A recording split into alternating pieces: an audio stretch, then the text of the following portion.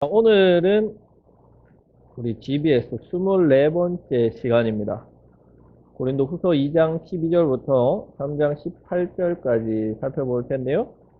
이 부분은 바울의 사도직에 대해서 이제 직접적으로 변론하는 내용들이 이제 나오기 시작합니다. 자, 바울은 이 2장 14절부터 시작해서 7장 4절까지라는 이 많은 분량을 자신의 그 사도직 본질, 그러니까 자신의 사도직에 대해서 변론하기도 하고 사도직이란 무엇이냐에 대해서 다루면서 자신의 사도성을 강조합니다.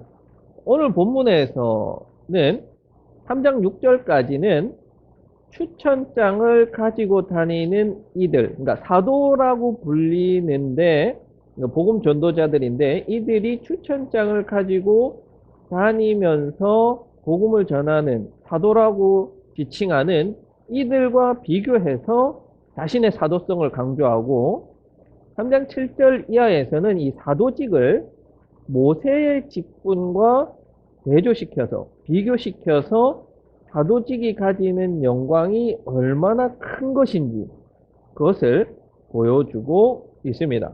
자, 먼저 첫 번째 한번 봅시다. 2장 12절에서 13절 부분은 디도를 기다리는 내용입니다. 앞서서 말씀드렸듯이 이 내용은 고린도후서 7장 5절이랑 연결이 됩니다. 그래서 학자들은 이 12절, 13절, 그리고 7장 5절이 연결이 되니까 그 중간에 들어간 것은 후대에 이렇게 삽입한 게 아닌가, 뭐 그렇게 이야기를 하기도 합니다만, 우리는 뭐 그렇게 보지 않기로 했고요. 하나의 이제 큰 연속성에 있다, 이렇게 보기로 했습니다. 자, 12절입니다. 내가 그리스도의 복음을 전하려고 드로아에 갔을 때에 주님께서 내게 거기에서 일할 수 있는 길을 열어주셨습니다. 그러나 나는 내 형제 디도를 만나지 못하여 마음이 편하지 않아서 그들과 작별하고 마케도니아로 갔습니다. 자, 바울은 디도에게 세 번째 편지라고 하는 10에서 13장, 고린도후서 10에서 13장의 편지를 들려서 디도 편에 고린도 교회로 보냈습니다. 그리고 이 편지를 보내고 소식을 가져오기로 한 디도와 어디서 만나기로 했냐면 바로 여기에요. 드로아. 드로아에서 만나기로 하면서 드로아에서 그냥 바울이 기다렸느냐? 아니에요. 여기서도 전도한 거예요. 선교를 한 거예요. 그런데 놀랍게도 여기서 일할 수 있는 길이 열렸다는 것은 선교의 장이 열렸다는 거예요. 회심하는 사람들이 나타났다는 거예요. 복음 전파의 장이 열렸다는 거예요. 이 바울처럼 이 선교 좋아하는 사람, 복음 전파 좋아하는 사람한테 얼마나 지금 이 좋은 기회예요. 그렇죠?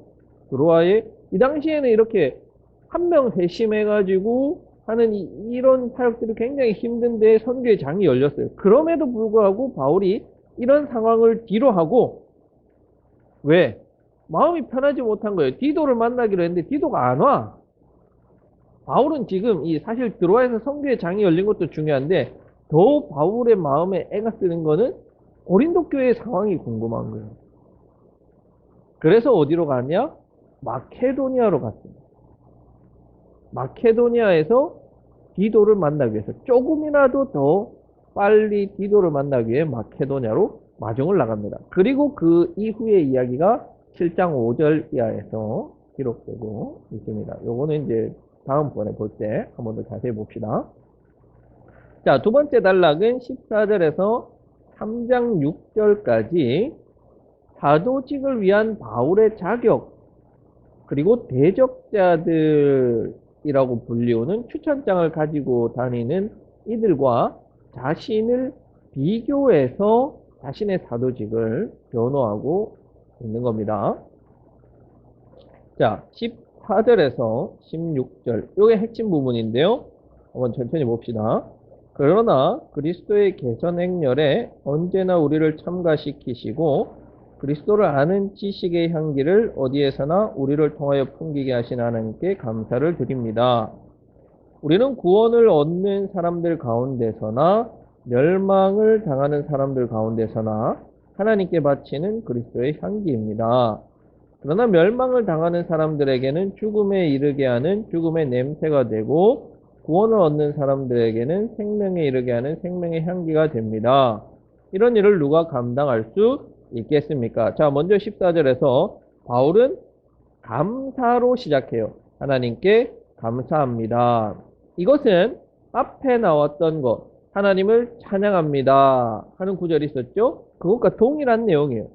자, 하나님께 감사합니다 하면서 그 감사의 이유를 두 가지로 밝히고 있습니다. 자, 먼저 첫 번째, 그리스도의 개선 행렬에 우리를 참여시켰다. 여기서 우리는 바울과 동력자들을 말하는 거죠. 이건 모티브가 있죠. 은유를 사용하는 겁니다. 은유. 바울이 실제로 개선 행렬을 한 것은 아니죠. 그건 아니에요.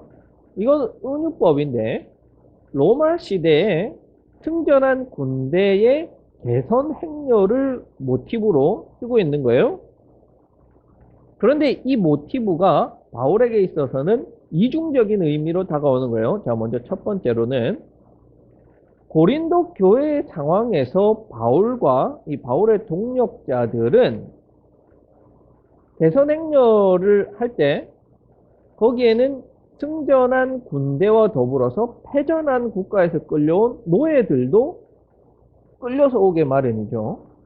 이것처럼 바울은 고린도 교회의 상황에서 정복당한 노예가 대중들의 비웃음거리, 웃음거리랑 구경거리가 된 것처럼 자신을 여겼어요. 전혀 기억이 안 나시는 모양인데 고린도전서 4장 9절 한번 봅시다. 했던 거예요. 4장 9절 이렇게 나옵니다. 내가 생각하기에 하나님께서는 사도들인 우리를 마치 사용수처럼 세상에서 가장 보잘것없는 사람들로 내놓으셨습니다. 개선행진에 끌려온 패전국의 사람들, 노예들. 개선행렬이 끝나면 죽는 거예요. 5년 경기장 들어가서 맹수들이랑 싸우다 죽어야 되는 거예요. 그런 상황으로 자신을 한 가지 인식을 했지만 동시에 그리스도의 승전 축하식에 이 승전한 군인 중에 한 명으로 자신도 참여하고 있다는 거예요. 그러니까 대중들이 볼 때 고린도 교회의 상황에서 볼 때 바울의 현실은 어때요? 비참한 거예요. 패배한 노예 같은 거예요. 그런데 하나님의 관점, 그리스도의 관점에서는 승리한 개선 장군 같은 거예요. 영광스러운 거예요. 결국엔 이게 무슨 말이냐면 자신의 실제 상황은 고린도 교회로부터 수모를 당하고 있는 거예요. 그렇죠? 노예가 당하고 있는 수모를 당하고 있지만 자신은 그럴 만한 수모를 당할 만한 사람이 아니라는 거죠. 아니에요. 하나님의 개선 행렬에 참여하고 있는 인정받을 만한 자격이 있는 사람이라는 거예요. 자, 두 번째 감사하는 것은 뭐냐면 그리스도를 아는 냄새를 퍼뜨리는 것을 감사해요. 여기서 우리 성경에서 향기라고, 지식의 향기라고 나오고 우리 개역개정 성경에서도 향기라는 말이 나오는데요. 사실 향기보다는 냄새라는 표현이 더 정확해요. 왜냐면 여러분 향기는 좋은 냄새잖아요. 그렇죠? 나쁜 향기는 없어요. 그렇죠? 향기는 좋은 것만 말하는. 근데 냄새는 좋은 냄새도 있고 나쁜 냄새도 있어요. 여기서 바울은 이 좋은 냄새, 나쁜 냄새라는 의미로 이 단어를 사용해. 이게 좋은 향기로만 사용하지 않아요. 왜냐하면 자, 이거를 우리가 한번 먼저 보는 게 중요해요. 자, 이 향기라는 냄새라는 모티브, 그러니까 또 은유를 사용하고 있는데 이 냄새라는 모티브는 그러면 어디서 온 걸까? 이 빈디 씨 같은 학자들은 개선행렬에 꽃을 이렇게 뿌리잖아요. 거기서 나오는 이 향이다. 근데 이 향기가, 이 냄새가 포로들한테는 무슨 냄새겠어요? 이건 죽음의 냄새야. 그런데 시민들, 승리한 군인들에게는 승리의 냄새가 된다. 이렇게 해석하기도 하는데요. 어, 하지만 우리는 이 구약의 지혜 문학의 관점에서 이 냄새를 한번 보려고 해요. 자, 어, 토라라고 하는 이 모세오경을 가리키는 거죠. 이 토라, 율법을 어떻게 사용하느냐에 따라서 유대인에게 이 토라는 유익이 되기도 하고 해를 끼치는 약의 효과를 가진다는. 그러니까 이 토라는 약인데 잘 사용하면 좋은 약인데 잘못 사용하면 독약이 되는 거예요. 율법이. 토라가 불로장생의 약이 될 수도 있고 죽음을 가지고 오늘 사약이 될 수도 있다는 사상이 지혜문학 속에 담겨져 있습니다. 이러한 토라의 이중적인 효과가 사도들이 전하는 이 복음에도 적용이 된다는 거예요. 사도가 사람들에게 전하는 여기서 나오는 그리스도를 아는 지식, 이게 뭘까요? 복음이에요, 복음. 그리스도를 아는 지식. 복음이에요. 복음의 이중성을 나타낸다는 거예요. 자, 바울이 전한 복음을 받아들이는 사람은 어떻게 돼요? 생명을 얻어요. 구원을 얻어요. 그런데 이를 거부하는 사람은 어떻게 돼요? 사망에 이르게 된다는 거예요. 그래서 이 약을 우리가 냄새로 살짝 바꿔보면은 이해가 가능한 거죠. 따라서 바울이 가지고 있는 이 사도직이라는 것은 어떤 직이에요? 복음을 전하는데 이 복음은 생명을 줄 수도 있고 죽음을 줄 수도 있는 굉장히 중요한 일이라는 거예요. 중요한 임무라는 표현입니다. 그래서 이 중요한 임무를 아무에게나 맡길 수 있어요? 아무에게나 맡길 수 없어요. 그래서 16절에서 이런 일을 누가 감당할 수 있겠습니까? 아무나 감당할 수 없다는 말이잖아요. 누가 감당할 수 있겠습니까? 카노테스라는 헬라어인데 자질, 역량, 자격이에요. 고린도 교회가 바로 이 이카노테스라는 이 단어 때문에 분란이 생긴 거예요. 바울에게 자격이 없다. 자격. 그런데 역설적이게도 바울은 자신을 공격하는 이 단어 히카노테스를 가지고 있는 거예요.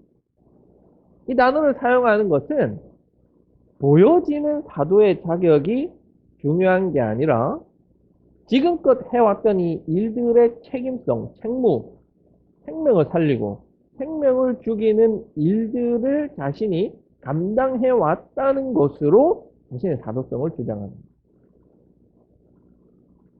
이해되시죠? 할 게 많으니까 빨리 넘어갑니다. 17절. 우리는 저 많은 사람들처럼 하나님의 말씀을 팔아서 먹고 살아가는 장사꾼이 아닙니다. 우리는 하나님께서 보내신 일꾼답게 진실한 마음으로 일하는 사람들입니다. 우리는 하나님이 보시는 앞에서 그리스도 안에서 말하는 것입니다.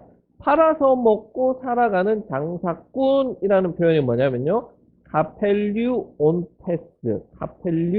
온테스라는 헬라어인데요. 이게 무슨 말이냐면 싸구려 물건을 팔아서 이문을 남기는 사람을 가리켜요. 우리는 저 많은 사람들처럼 바울의 대적자들이죠. 이 대적자들은 어떤 사람이냐면 바울이 장사꾼이다 이렇게 하는. 왜?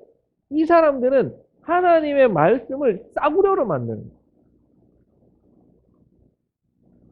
아주 값어치 없는 것들로 만들어서 자신의 이득을 남기는 이들이다라고 바울은 이 대적자들을 강하게 비판하는 거예요. 왜? 이들은 고린도 교회로부터 금전적인 이득을 받고 살겠습니다. 사례비를 받았던 거예요. 바울이 사례비 받는 걸로 지금 이 사람들 장사꾼이다 이렇게 이야기하는 건가? 그건 아니에요. 왜냐면 이것은 바울이 대적자들이 바울을 공격할 때 했던 말을 역으로 이야기하는 거예요. 뭐냐면 바울은 고린도 교회로부터 사례비를 안 받았어요. 그렇죠? 고린도전서에서 밝히잖아요. 내가 안 받았어요. 사례비를. 왜냐면은 모든 사람들로부터 내가 자유롭기 위해서 사례비 안 받는다 이렇게 했어요. 그런데 이 대적자들이 그거 가지고 공격하는 거예요. 뭐? 바울은 사례비 안 받잖아. 사도들은 사례비 받고 사역하는데 바울은 안 받네? 사도 아니잖아. 이렇게 공격. 그러니까 이런 고린도 교회가 오해가 생긴 거야. 그러네 바울은 왜 사례비를 안 받지? 사도가 아니니까 안 받는 거 아니야? 그런데 도리어 이런 태도, 바울이 고린도 교회에 분란이 없고 잘 성장시키기 위해서 사례비를 안 받았던 이 마음의 태도가 도리어 오해를 하게 된 거예요. 거기에 대해서 27절이 이렇게 변론합니다. 바울이 이렇게 이야기하잖아요. 내가 어떻게 했대요? 진실한 마음은 진실한 마음. 너희들이 말하는 것처럼 그런 의도를 가지고 내가 사도가 아니어서 내가 사례비를 안 받은 게 아니야. 진실한 마음으로 했어. 또 내가 하나님의 일꾼으로 일했기 때문에 내가 안 받은 거야. 내가 저 사람들처럼 장사꾼이 돼서 복음을 팔아먹어서 내가 돈을 벌 수 있지만 그렇게 안 했어. 왜? 나는 하나님의 분이지 그냥 일꾼이기 때문에 그래. 그래서 나는 진실해. 엘리크리네이아라는 단어인데요. 순전함, 순전함, 순전. 이 의도에 다른 마음 품지 않았어. 자, 3장 1절부터 보면 이제 대적자들이 딱 나옵니다. 근데 이 대적자들이 어떤 이 특징을 가지고 있었냐면 이렇습니다. 자, 우리가 이렇게 말하는 것이 우리 자신을 지켜 올리는 말을 늘어놓는 것입니까? 아니면 어떤 사람들처럼 대적자들이죠. 우리가 여러분에게 보일 추천장이나 여러분이 주는 추천장을 필요로 하는 사람들이겠습니까? 자, 2장 17절에 나오는 저 많은 사람들처럼 그리고 3장 1절에 나오는 추천장이 필요한 사람들 같은 사람이죠. 바로 이 바울의 대적자들은 다른 교회로부터 추천장을 받아서 온 사람들이에요. 일종의 순회 복음 전도자들인데 이들은 한 교회에서 복음 전도 사역을 하고 다른 교회로 가서 이제 복음 사역을 할 때 이전 교회에서 추천장을 받았습니다.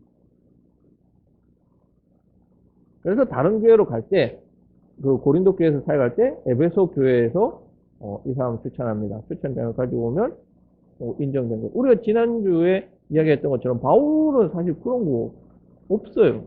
그러니까 그 사도성이 당연히 의심될 수밖에 없죠. 그런데 바울이 이렇게 이야기하는 거예요. 바울은 나는 그 추천장 필요 없다. 왜? 너희가 내 추천장이다. 너희가. 고린도 교회 너희가 내 추천장이다. 그렇잖아요. 왜 그래요? 바울이 교회 세웠습니다. 바울이 개척한 바울의 복음의 자녀들. 왜 고린도 교회에 사실 바울이 추천장이 필요하고 그래. 2절 3절 여러분이야말로 우리를 청구해주는 추천장입니다. 이야기 하자는 거죠. 너희가 추천장인데 내가 왜 추천장 필요해? 그것은 이 추천장은 우리 마음에 적혀 있습니다. 모든 사람이 그것을 알고 있습니다. 자, 우리 마음에 보면 2번 해가지고 주석이 돼 있죠. 각주가 돼 있죠. 우리 마음 밑에 2번 보면 다른 고대 사분들에는 여러분들의 마음이라고 돼 있어요. 여러분들의 마음. 의미상으로는 우리 마음이라고 하면 바울과 동역자들을 가리키는 거죠. 사역자들이요. 근데 너희 마음은 고린도 교인들이에요. 누구 마음에 새겨졌을까요? 고린도 교인들 마음에 새겨진 거야. 누가 썼는데? 3절에 보면 여러분은 분명히 그리스도께서 쓴 여기는 편지라고 나오는데요. 다른 말로 뭐로 바꿀 수 있을까요? 그렇죠. 추천장. 너희는 그리스도께서 쓰신 추천장이야. 그런데 그 추천장은 그리스도가 썼는데 실제로는 누가 글씨로 썼어? 우리는 그것을 작성하는 데는 사도들이 썼. 바울이 썼다는. 바울이 자기 마음을 썼어요? 우리 마음 아니잖아. 고린도 교인들 마음 썼어요. 그러니까 우리 마음에 추천장이 적혀 있는 게 아니고 추천장은 고린도 교인들 마음 썼어요. 그러니까 의미상으로는 여러분들의 마음이라는 게 맞죠. 그것은 목물로 쓴 것이 아니라 살아계신 하나님의 영으로 쓴 것이요 돌판에 쓴 것이 아니라 가슴판에 쓴 것입니다.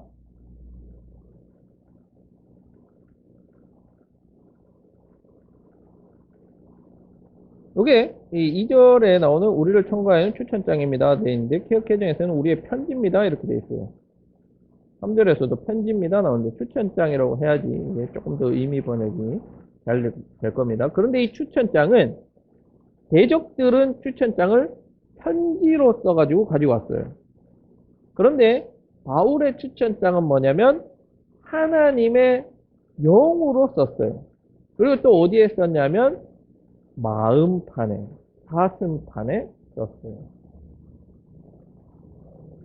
사도들은 그 추천장을 새기는 역할만 했어요.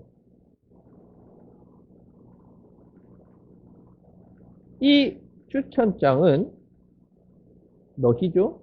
왜 너희냐? 한 번 더 말하지만 고린도 교인들의 변화된 삶, 그 변화된 마음, 그것은 누구의 사역의 결과예요?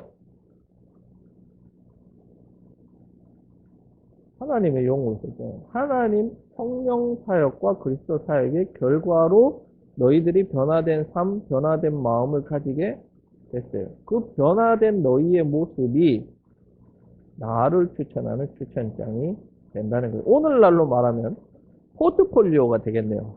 그렇죠? 포트폴리오라고 이야기할 수 있겠죠? 4절에서 6절. 우리는 그리스도로 말미암아 하나님께 확신을 가지고 있으므로 이런 말을 합니다. 우리가 이런 일을 할 수 있는 자격이 우리에게서 났다고 생각하지 않습니다. 우리의 자격은 하나님에게서 납니다. 하나님께서 우리에게 새 언약의 일꾼이 되는 자격을 주셨습니다. 이 새 언약은 문자로 된 것이 아니라 영으로 된 것입니다. 문자는 사람을 죽이고 영은 사람을 살립니다. 자, 2장 16절에서 뭐라 그랬어요? 누가 자격이 있느냐? 누가 자격이 있느냐? 여기서 막 대답하는 거예요. 그 자격에 대한 대답이 나와요. 그 자격 누가 있어요? 하나님께서 인정해 주시는 사람이 자격이 있다. 새 언약의 일꾼으로 세워주시는 사람이 그런 자격이 있다. 단순히 교회가 써주는 추천장 들고 다니는 사람 자격 없다. 사람이 추천해 주는 게 아니라 하나님이 인정해 주시는 자격, 이런 자격을 갖춘 사람이 새 언약을 행하는, 새 언약을 실행하는 일꾼이 된다는 말이에요.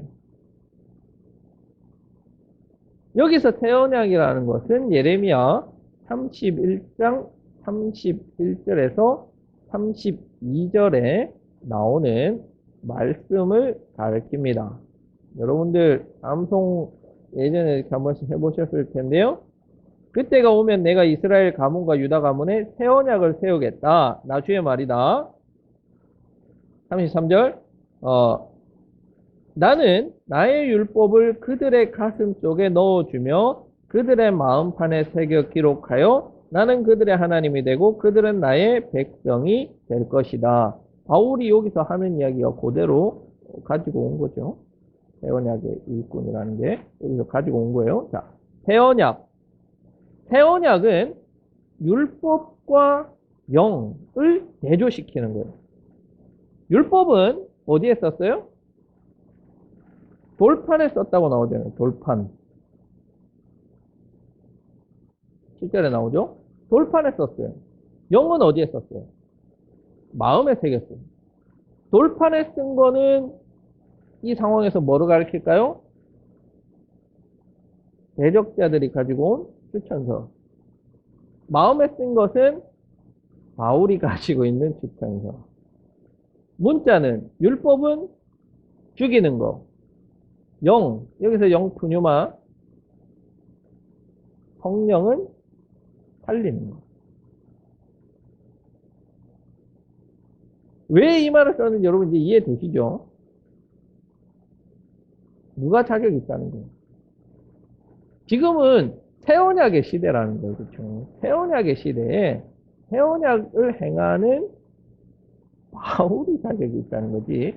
그 추천장 가지고 다니는 애들은 아직도 옛 언약 시대에 살고 있는 놈들이 아니고 살고 있는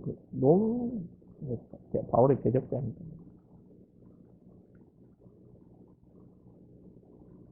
자, 3장 7절에서 18절까지 세 번째 단락입니다. 두 언약 아래에서 새 언약이 있으니까 예언 언약도 있죠. 자, 전체적으로 이런 내용이에요. 옛 언약과 새 언약 속에서 각각 옛 언약의 대표는 누구예요? 모세죠, 모세. 그리고 새 언약의 대표로 사도 바울의 역할을 비교해서 다루고 있어요. 중요한 여기서 논거점은 세 가지예요. 자, 첫 번째는 율법은 한계가 있다.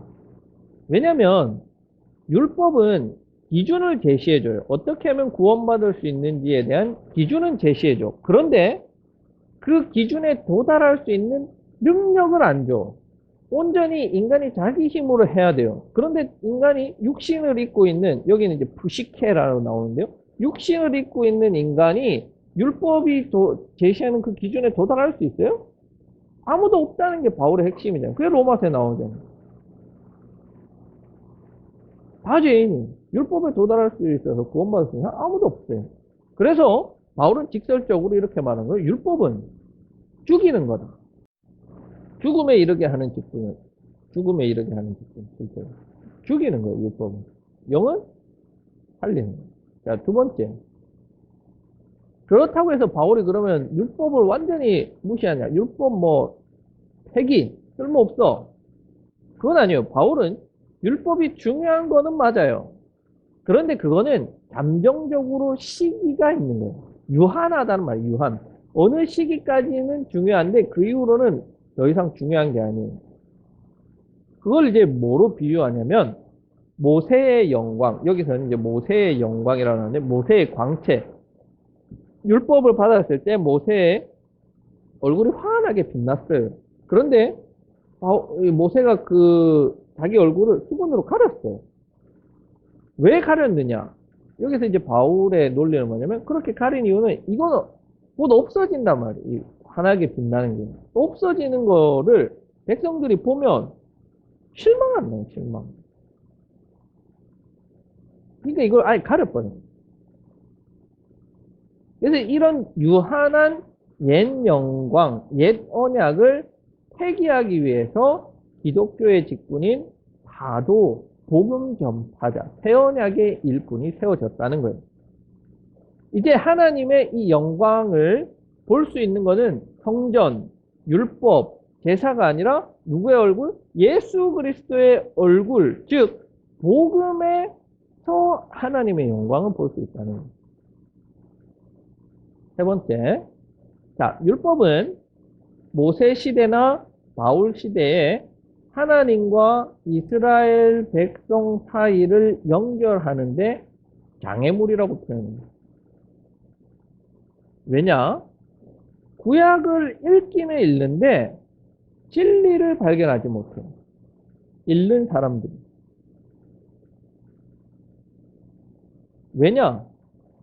율법은 그리스도를 받아들이기 위한 하나의 예비적인 수단이지 이것 자체에는 진리가 없기 때문에. 그게 진리예요. 율법은 최종적인 하나님의 계시가 아니에요.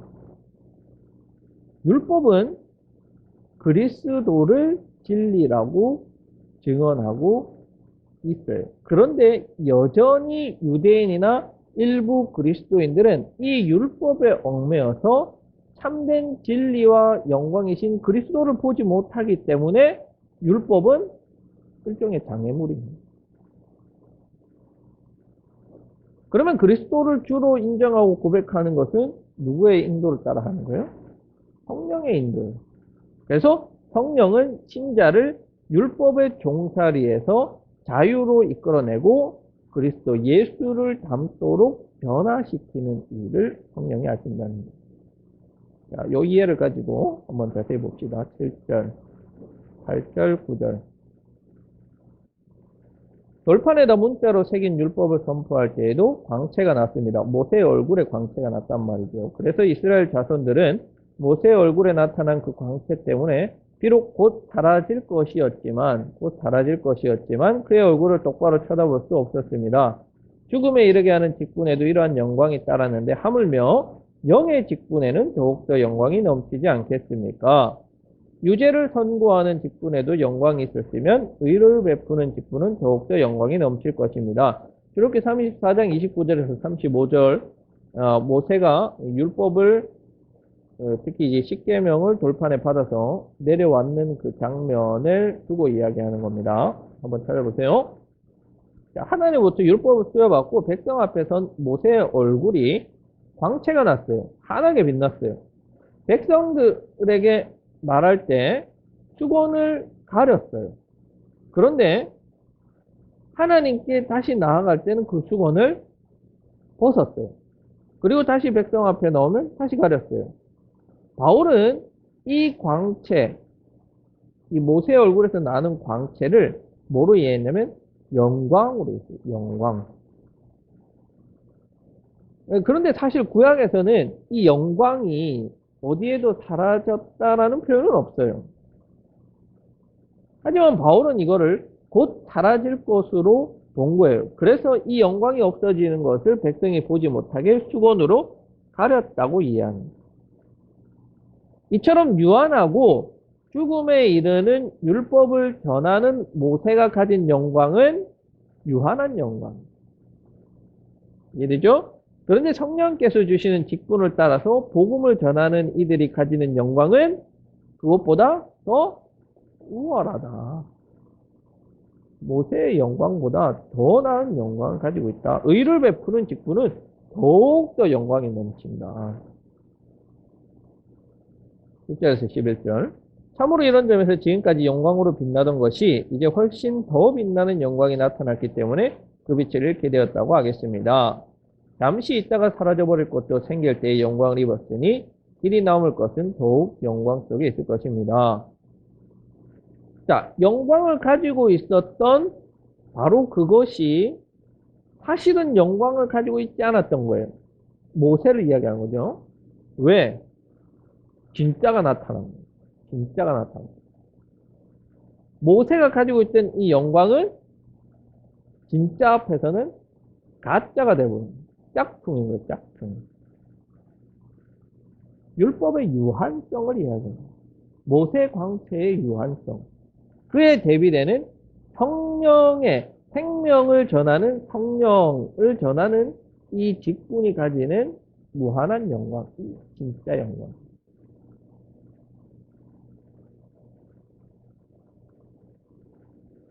자, 12절 이하. 자, 12절 이하는 이 부분의 해석이 굉장히 어렵고 또 복잡하고 분명하지가 않습니다. 그래서 많은 이 신약 학자들이 고린도후서를 해석하는 학자들이 포기하거나 이걸 해석하는 걸 포기하거나 아니면 이건 그냥 두는 게 좋다 이렇게 이야기를 하기도 할 만큼 사실 이 부분은 굉장히 조금 난해한 부분이기는 합니다. 근데 여러분들은 뭐 설교 많이 들어왔죠? 주는 영이시니 주의 영이 계신 곳엔 자유가 있느니라. 그렇게 쉽게 설교하시는 분들 보면 대단한 거예요. 학자들도 포기한 거를 쉽게 설교한다는 건. 한번 해봅시다. 어렵지만. 자, 바울이 이 구절을 왜 썼을까는 그 상황에 비추어서 우리가 계속해서 봐야 되죠. 자, 바울의 사도직을 변호하는 단락에 있고 대적자들의 논리를 계속해서 바울은 역으로 공격하는 그런 태도를 볼 때 이 단락도 대적자들이 바울을 공격한 그 공격에 대한 변호 혹은 역으로 공격하는 거예요. 자, 대적자들은 어떻게 바울을 공격했을까? 아마도 유대인들에게 복음을 전하는 것은 바울이 실패했다. 그래서 이방인들에게만 자꾸 도는 거다. 그런 비난을 했을 거예요. 모세는 광채나는 용모를 가졌는데 바울은 그 용모가 보잘것없는 놈이다. 이해했을 거예요. 그 비난에 대해서 바울이 아마 이렇게 응답하고 있는 게 아닌가라는 관점으로 우리는 한번 해석해 봅시다. 12절. 우리는 이런 소망을 가지고 있으므로 아주 담대하게 철신합니다. 자, 이런 소망은 뭐냐면 이제 밑에서 나오는 내용들을 가리키는 거예요. 자, 대담하게 처신을 해요. 하지만 바울의 태도는 대담한 처신은 아니었어요. 자, 13절.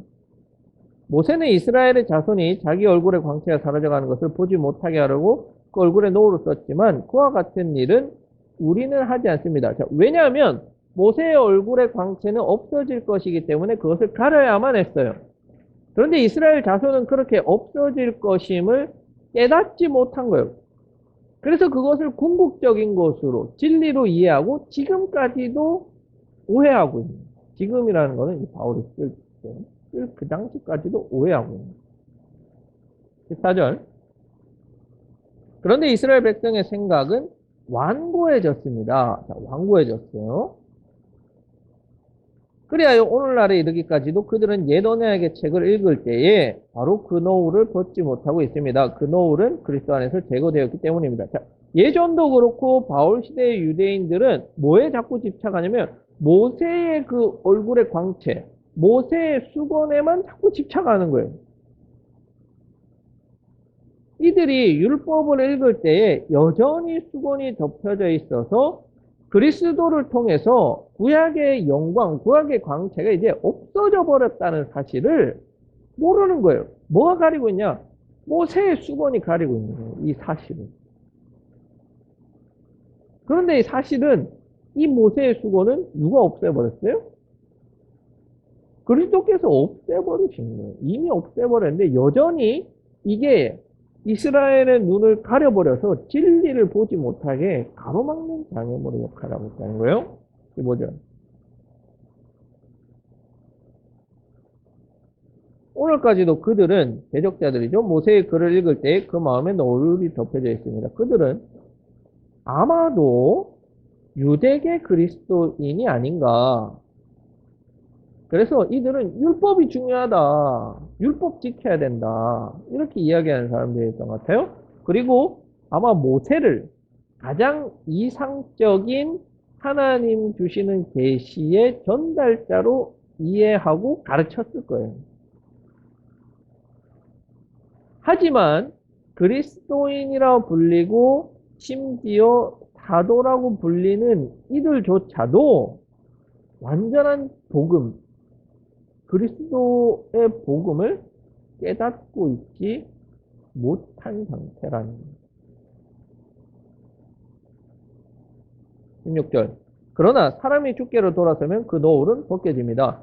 무슨 말이냐면 하지만 이 사람들의 모범인 모세조차도 하나님 앞에 나아갈 때 수건을 벗어야 하는 거예요. 왜냐? 수건을 벗어야만 하나님과 모세가 소통이 되는 거예요. 하나님의 광채를 얼굴에 담는 거야.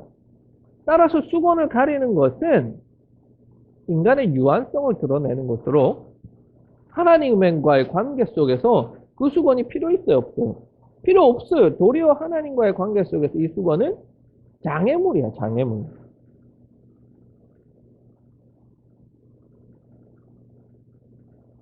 (17절) 주님은 영이십니다. 주님의 영이 계신 곳에는 자유가 있습니다. 자, 이것은 16절을 해설하기 위해서 삽입된 구절이에요. 우리가 성령을 통해서 주님을 찾을 때 우리가 하나님께로 갈 수 있게 해주시는 것은 주의 영, 바로 성령이라는 결론을 내리는 거예요. 율법이 아니라, 모세가 아니라. 바로 그 성령은 율법으로부터, 죽음으로부터, 장애물로부터 우리를 자유하게 하시기 때문에 그 주의 영이 계신 곳, 성령이 계신 곳에는 율법으로부터, 사망으로부터, 장애물로부터 자유가 있다는 말. 18절 최종 결론입니다.